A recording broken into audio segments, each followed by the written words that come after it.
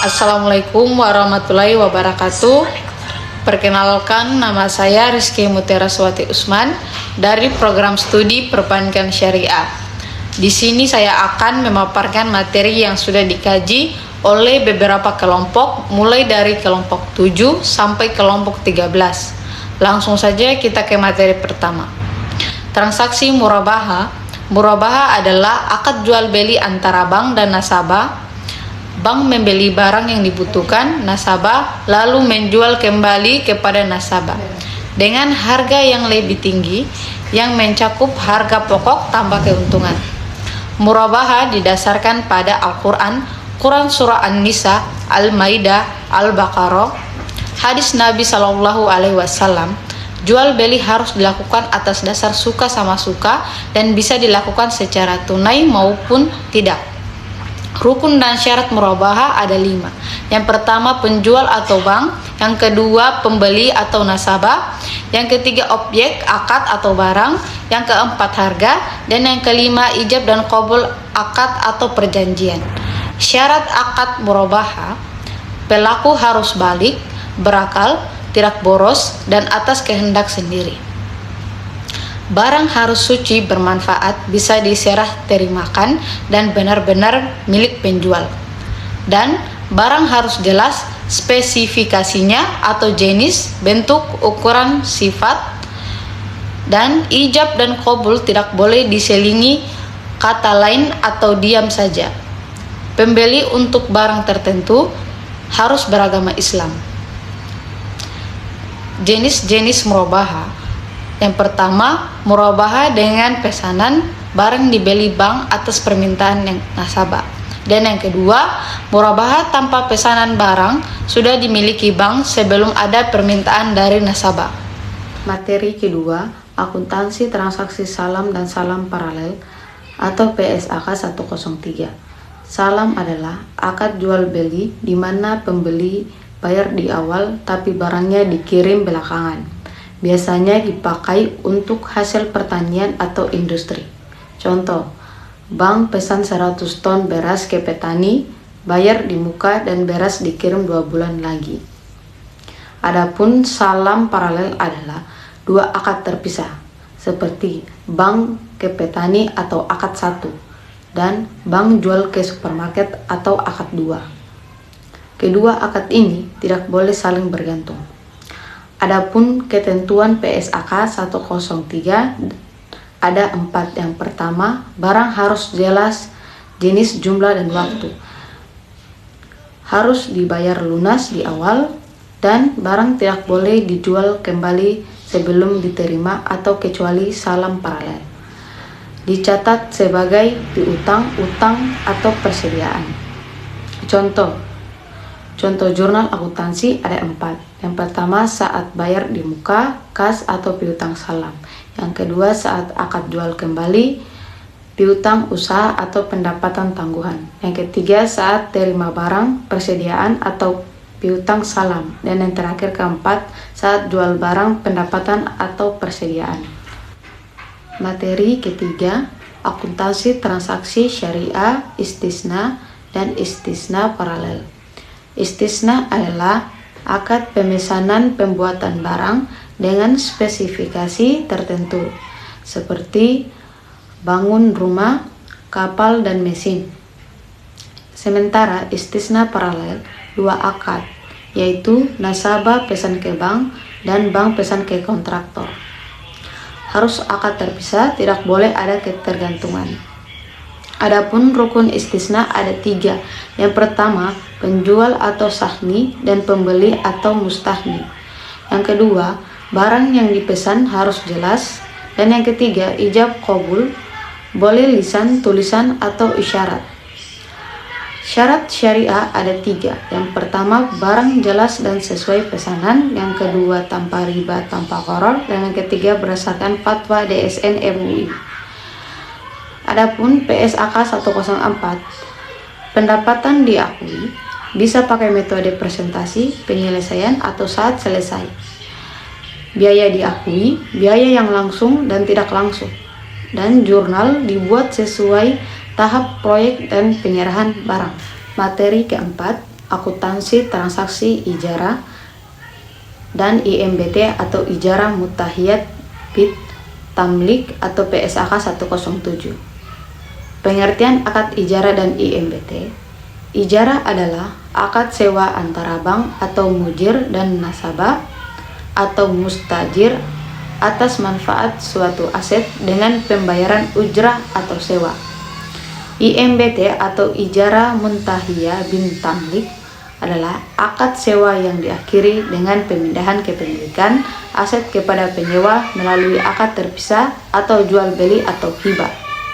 Adapun penggunaan akad ijarah, sewa gedung, kendaraan operasional, dan alat berat.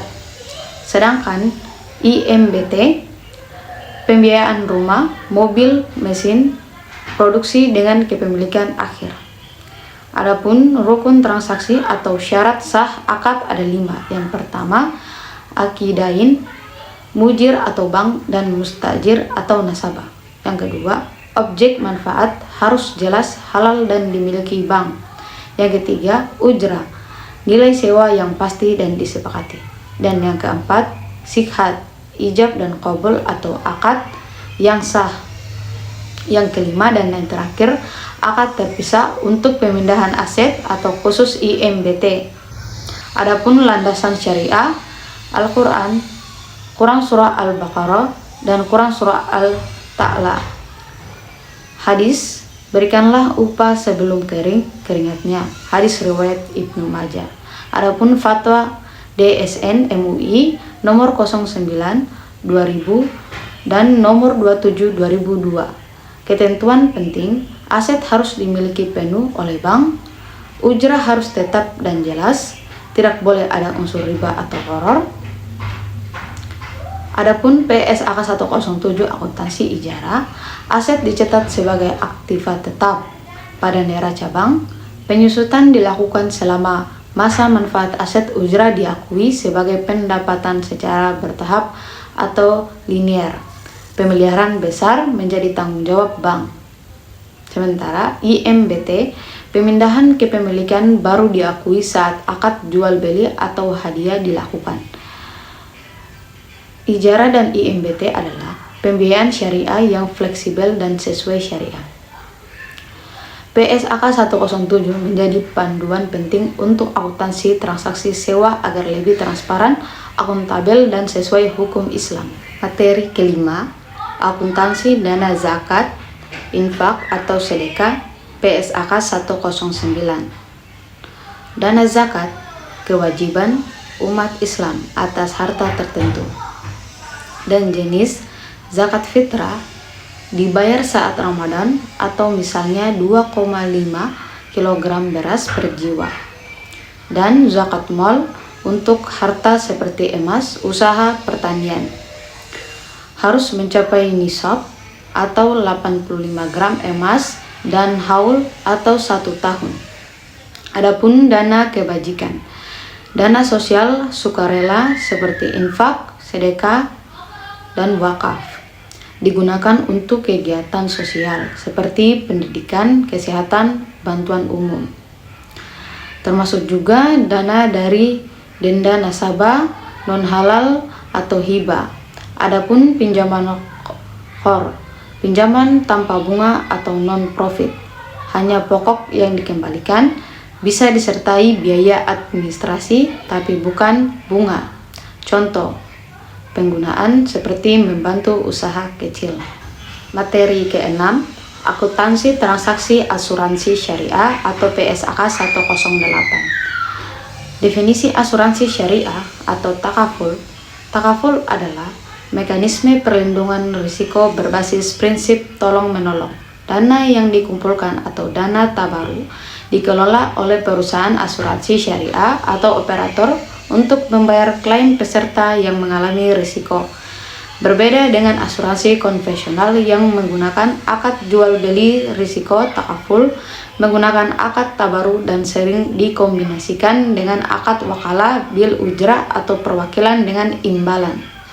Adapun ketentuan syariah seperti asuransi syariah harus menghindari riba, gharar, dan maisir. menggunakan akad tabaruk.